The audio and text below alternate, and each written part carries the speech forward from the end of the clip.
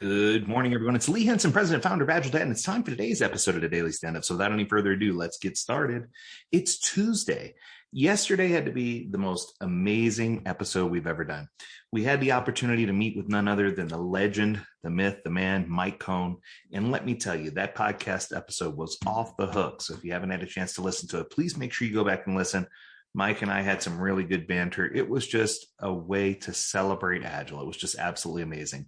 Today, keeping that same high energy trend, I want to talk to you about the 5 trademarks of an Agile organization. So there was a study done by McKinsey back in 2018, where they talked about these 5 identifying factors, or these 5 trademarks, if you will, that shows that your organization is Agile.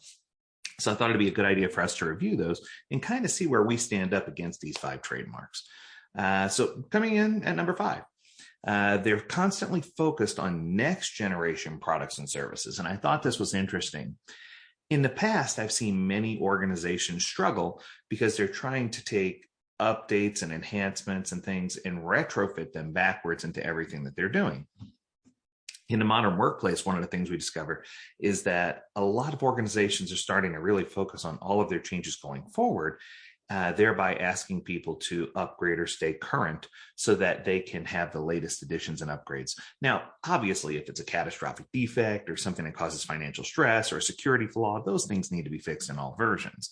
But when it comes to actual updates or enhancements, what we're seeing is that a lot of companies are doing fewer, I should say, low impact fixes in previous versions, and they're focusing their attention on next generation products and services. What is the next product going to look like?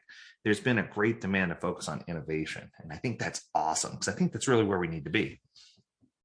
Coming in at number 4, dynamic teams that ignite passion.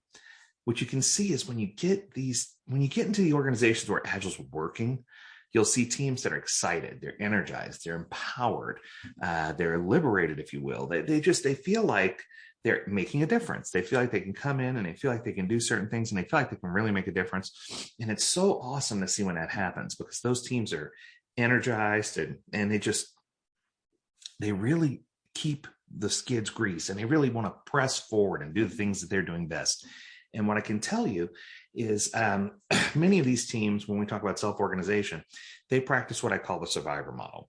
When new team members are added on, they're part of the final interview process. When it comes to self-regulating, many times they'll say this team member's great at what they do, but they're not a good cultural fit, and they'll shift people around until they find people who are a good fit.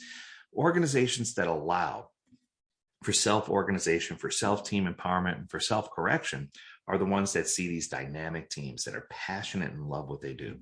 Coming in at number 3, rapid decision-making and learning cycles, I guess we'll call it. So organizations where Agile is present, you'll see decisions being made very, very quickly. Things will just be popping.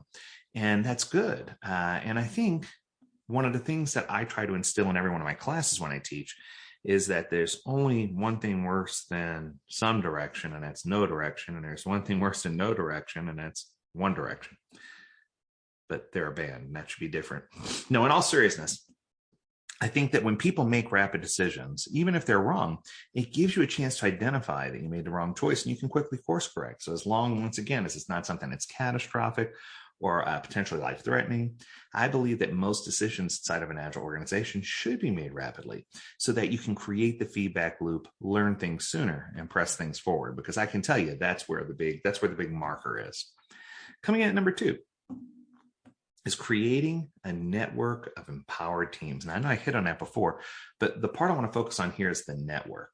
I think that sometimes we end up with some teams that are high performing, some teams that are not, but in a grand flow of things, what we wind up seeing is that some teams just never get to talk to other teams, or that there's duplication of effort, or that some teams don't know what other teams are working on. And I feel like in order to really have this Agile thing take off, you need to have an embedded culture. And in order to have a culture, you need to have an open mindset. And agility, a big part of why agility works is the engagement of teams to become more T-shaped, to become more cross-functional, to become comfortable working in areas, and to create a network of teams that are empowered to make decisions and to make change happen in the organization. I think that all too often as an executive, I've even suffered from restricting teams to the point where and taking away some of their creative ethos. I'm not giving them the power that they need to do the things they do. So I feel like if we're going to be in a really good agile organization, then we need to make sure we have a network of empowered teams that are driving forward to get things done. And coming in at number one, and this is one that I talked about extensively in a class I just did, is these organizations have a North Star embodied across the whole organization. They have an organizational vision and strategy about what they're trying to do, who their target audience is, and what they're doing to make a difference in the world today. And it's a mindset shift, right? And it's going from that closed, I know everything mindset to an open mindset where you're not afraid of creativity, you're not afraid of change. Your behavior indicates that you're willing to roll with the punches and do some of those things so you can escape that fixed mindset and get into a growth mindset. And I think that when you shift from a fixed to a growth mindset, that's going to be the big shift. That's the one that establishes the agile culture and makes things really click. In fact, I think this might sound like a good idea for our Thursday podcast. So that's all for today. We hope you enjoyed this episode of the Daily Stand-Up. As always, we encourage you to visit agiledad.com where you can learn more about this topic and others. If you have a topic you want to hear in the Daily Stand-Up, make sure you reach out to us. Learn more at agiledad.com. We'd love to hear from you. As always, we encourage you to stay healthy, stay well, and stay agile, my friends. Until Thursday, when we talk about fixed versus growth mindset, we'll see you real soon. Do take care. Stay agile, stay healthy, stay well.